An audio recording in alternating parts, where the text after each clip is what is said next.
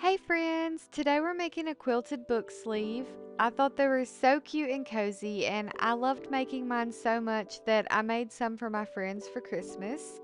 So this is a project that's fairly simple for beginners, and you can get quite a few of them done in a short amount of time if you decide to make them in bulk.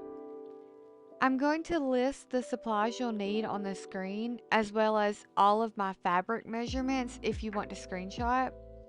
And I also have a written blog post linked in the description if you want to reference there at any point. After I cut all of my fabric, I quilted my two outer fabric pieces. There's many ways to do this, but I drew where I wanted my quilting lines to be so that I would have a guide to sew at my machine. And I wanted vertical lines that went against the rib knit lines of the fabric that I chose for this project. So that's what I'm doing here. And I drew my lines 1 inch apart, but you can do whatever you like really. 2 inches apart, you can sew your lines diagonally. I don't know, whatever floats your boat. And then once your lines are drawn, you place the piece of fabric on top of one piece of batting. And then you want to do this to both pieces of your outer fabric. And then we're going to take them over to the sewing machine and sew down on each guided line that you've drawn. I sped up the video a bit for time's sake, but take your time quilting your fabric, especially if you use a knit fabric like mine, because knits stretch very easily. I chose a knit fabric in this tutorial because I'd never seen a book sleeve made with one before that I can recall, and the knit ones actually turned out to be my favorite because they have stretch unlike the woven fabrics. So even though I cut all of the book sleeves the same size, the knit ones hold a little bit larger and thicker books than the woven fabrics will allow, since they don't have that stretch and give. Another pointer I wanted to give you if you decided to sew with knit fabric is choose the correct needle. I used a ballpoint needle size 1180, and I started out with a larger needle than that, and it was skipping stitches in my fabric, and it took me a bit to figure it out. So I'm trying to spare you that headache where I'm showing you the needle size. Lay your quilted pieces right sides together and clip or pin as shown. Then sew around all three sides with a 1/4 inch seam allowance, backstitching at the beginning and the end.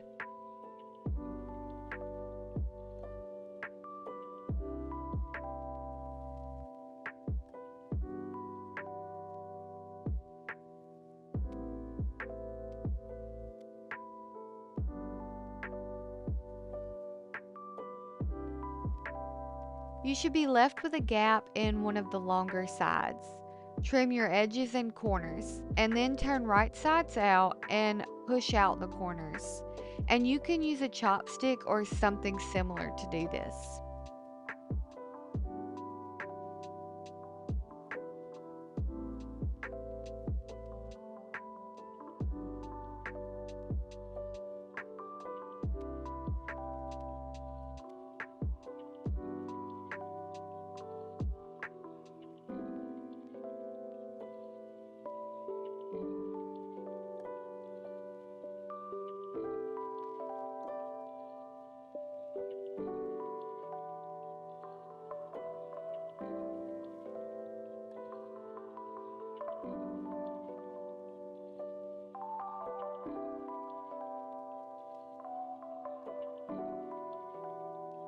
Next, you want to grab your two lining pieces.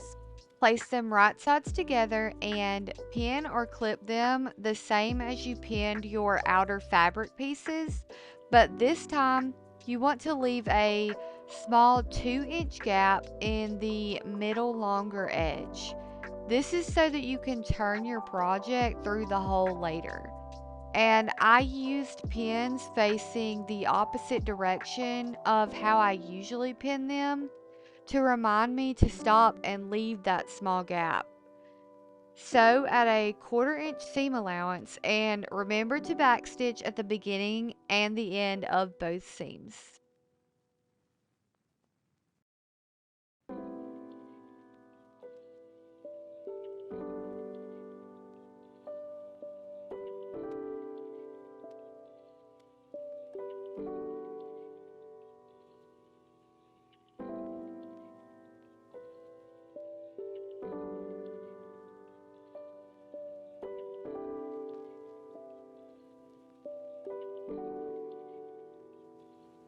To make your fabric ties, fold them right sides together and pin or clip.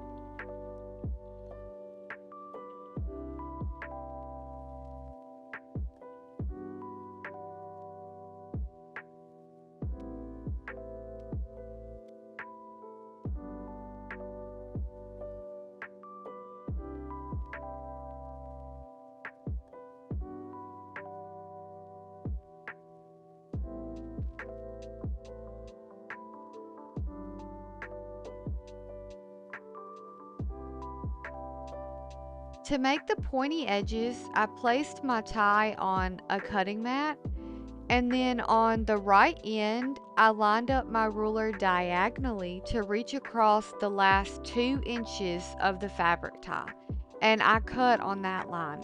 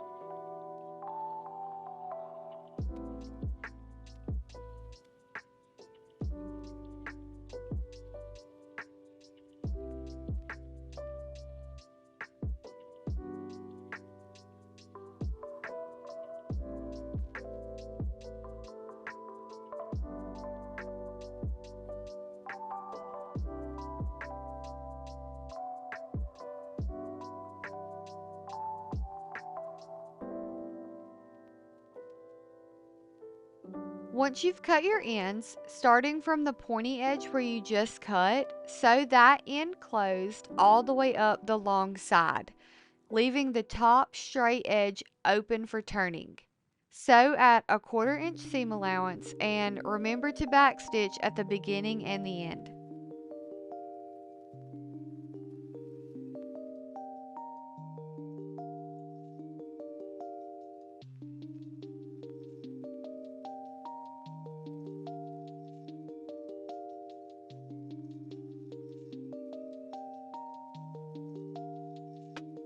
Trim your edges, turn your fabric right sides out, and poke out the ends.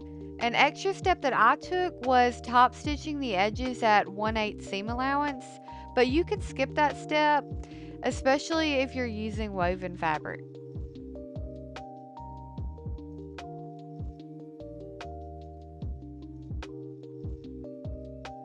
Find the middle of your fabric or wherever you want your fabric ties to be and clip in place.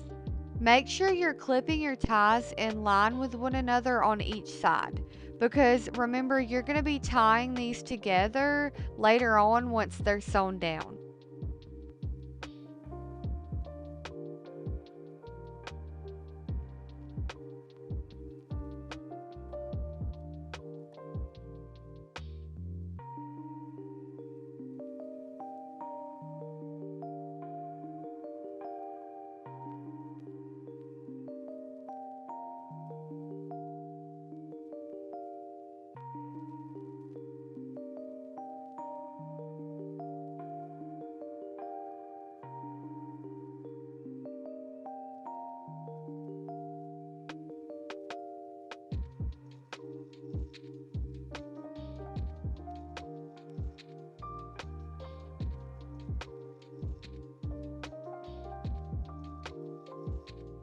Next, take the fabric lining that is still turned wrong side out and slide the outer fabric inside.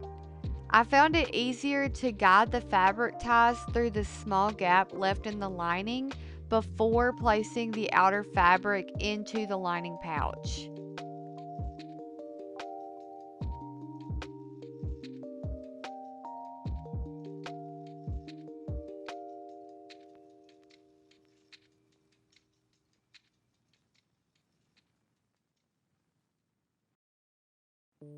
Line up the edges of the outer fabric, the lining, and both of the fabric ties. Pin or clip in place. And while you're doing this, you want to make sure that everything is lined up and the fabric ties are still in the spots that you want them and even with one another.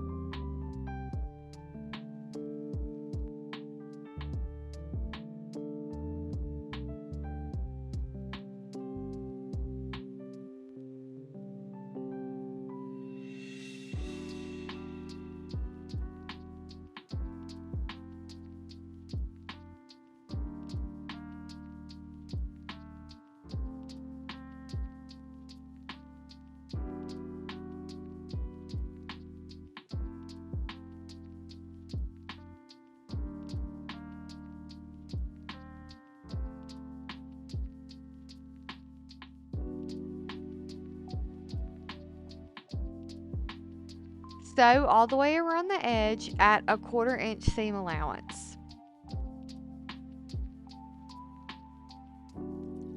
Pull your book sleeve right sides out through the gap you left in your lining.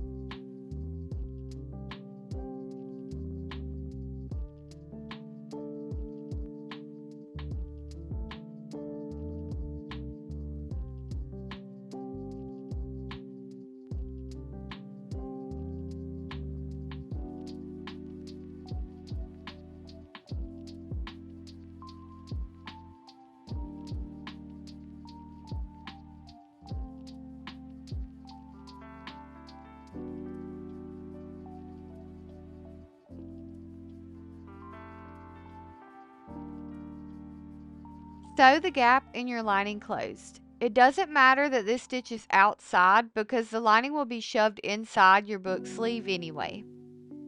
Now just push your lining inside your book sleeve.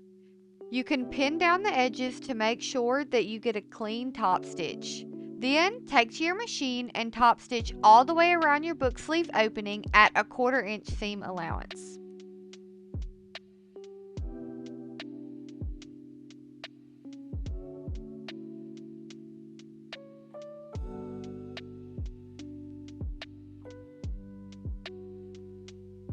And she's done. So cute, so cozy, and so much fun to make.